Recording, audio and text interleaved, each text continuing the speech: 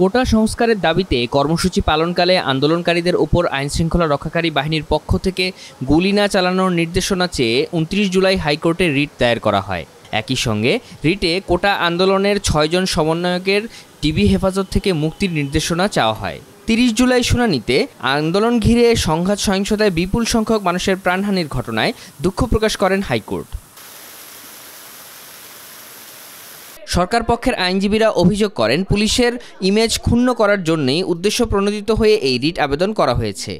একটা বাচ্চার ঘটনা কোর্টের কাছে প্লেস করেছে। আপনারা দেখেছেন প্রথম আলোতে এই ঘটনাটা ছাপা হয়েছিল এবং বাচ্চা ছাদে ছিল। এই আমরা বলেছি, তারা এটা দেখাচ্ছিল যে বাচ্চাও রেহাই পাচ্ছে না। আমরা বলেছি যে বাচ্চা ছাদে ছিল, এটা আমরা সরকার পক্ষ সকলেই এর জন্য দুঃখিত এবং আমরা মর্মাহত। কিন্তু এই কোর্টে একটা ছাদে কিভাবে সরকারের গুলিতে মারা যাবে এ কথা কিন্তু কোনো পত্রিকায় নাই। তো কে গুলি করেছে? যে ছাদে গুলি হয়েছে তার থেকে উপরের ছাদের থেকে তাকে গুলি করা হয়েছে, এ কথা আমরা কোর্টকে বলেছি। তা আরও বলেছি যে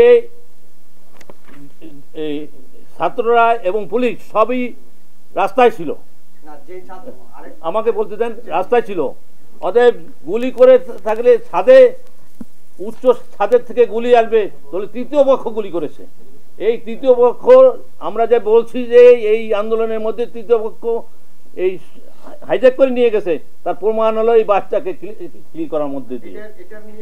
তবে রিটকারী আইনজীবীরা বলছেন, কাউকে হেয় করার জন্য নয়, শুধুমাত্র শিক্ষার্থীদের জীবন বাঁচাতেই এই রিট করা হয়েছে। এই সুপ্রিম কোর্ট বারের আইনজীবী আখি আকান্ত, তাকে আমরা সবাই চিনি, সে এখানে নিয়মিত প্র্যাকটিস করে।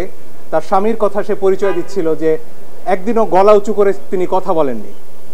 শেরপুরে ছিলেন, তার সন্তানকে স্নান করাচ্ছিলেন দুপুরবেলা, ১০০ পুলিশ এসেছে, তাকে ধরে নিয়ে গেছে, গায়ে কাপড়টা দেওয়ার সুযোগ দেওয়া হয়নি। কেন নেওয়া হয়েছে জানেন? কারণ সেই আখির স্বামীর ভাই নাকি বিএনপি করেন, এবং আজকে একই কার্ড খেলা হচ্ছে যে আমার বাবা কি করলেন সেজন্য আমি দায়ী। সারা আপা, তার বাবা ডক্টর কামাল হোসেন, হ্যাঁ, তাকে নিয়েও আজকে প্রশ্ন উঠছে, এবং আমরা নাকি বিশেষ উদ্দেশ্য চরিতার্থ করতে এখানে এসেছি। লিপি আপা আরো ভালো বলবেন। সেদিন সকাল 9:15 যেদিন কালকে আমরা তো এই পিটিশন দায়ের করলাম, লিপি আপা বললেন যে বাচ্চারা তো ডাক দিয়েছে রাস্তায় নামার, এদেরকে তো আবার গুলি করবে, আমরা কি কিছু করতে পারি না? এই একটা প্রশ্ন থেকে একজন আইনজীবী হিসেবে দায়বদ্ধতা থেকে আমরা এসেছি। আধা ঘন্টার মধ্যে পিটিশন ড্রাফট করে আমরা বলেছি যেভাবে পারে যে পারে যেন এই গুলিটা থামানোর চেষ্টা করা হয়। আমরা আমাদের সন্তানদের রক্ষা করার জন্য এসেছি, কারো বাপের প্রয়োজনে আমরা এখানে আসিনি। আর 6 সমন্বয়ককে নিয়ে রাষ্ট্রপক্ষের বক্তব্য, তাদেরকে সুরক্ষা দিতেই ডিবি হেফাজতে নেওয়া হয়েছে, তারা নিজেরাই এই সুরক্ষা চেয়েছেন। 6 জনকে যে সিকিউরিটি দেওয়ার আগে একটা ছেলে মুগ্ধ নামে একজন কোঅর্ডিনেটর ছিল, ও ফেসবুকে স্ট্যাটাস দিয়েছে, দিয়ে বলেছে আন্দোলনে দুর্বৃত্তরা ঢুকে গিয়েছে। পরের দিন কিন্তু ওকে মৃত অবস্থায় পাওয়া যায়, সন্দেহ করা হচ্ছে ওকে খুন করা হয়েছে। তার প্রেক্ষিতে এই 6 জনকে এই নিরাপত্তা এখন আপনারাই বলেন, সরকার কি অপেক্ষা করবে এই 6 জনকে দুর্বৃত্তরা মেরে ফেলবে, নাকি সরকার ওদেরকে সেফটি প্রোভাইড করবে? ওর বাবা মা এসে বলছে ছেলে ভালো আছে, মা বলছে মেয়ে ভালো আছে।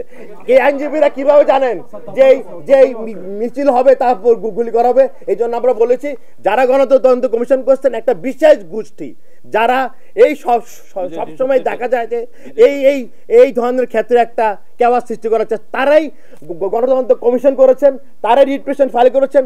ছাত্ররা কিন্তু এসে বলেন আমরা বিক্ষোভ করতে বাধাগ্রস্ত হয়েছে। তবে রিটকারী আইনজীবীরা বলছেন, হেফাজতে নেওয়ার পদ্ধতিটি সঠিক ছিল না। 6 জন সমন্বয়কারী আন্দোলন, এটা আবারও বলি, আমরা কিন্তু এই আন্দোলনেরও কেউ না, আমরা নাগরিক এবং আইনজীবী। আমরা এসছি সেই দায়িত্ব থেকে যে আমরা দেখছি অন্য 6 জন নাগরিক যারা একটি আন্দোলনের সাথে সম্পৃক্ত, বলা হচ্ছে যে তাদেরকে ডিবির হেফাজতে রাখা হচ্ছে। আজকে আমরা শুনলাম যে এর মধ্যে তাদের বাবা মা তাদের সাথে দেখা করতে গেছেন। একই কথা, ওনারা কিন্তু নাবালক না, ওনারা একটি আন্দোলনের নেতৃত্ব দিয়েছেন, সাবালক অ্যাডাল্ট সুস্থ মস্তিষ্কের। এই অবস্থায় তাদেরকে কাস্টাডিতে রাখা হয়েছে, এটা অ্যাডমিটেড, কেউ ডিবেট করছে না যে তারা কাস্টাডিতে আছে। সরকার পক্ষ বলছেন ওই কাস্টাডি লিগাল, আমরা বলছি সেই কাস্টাডি লিগাল না।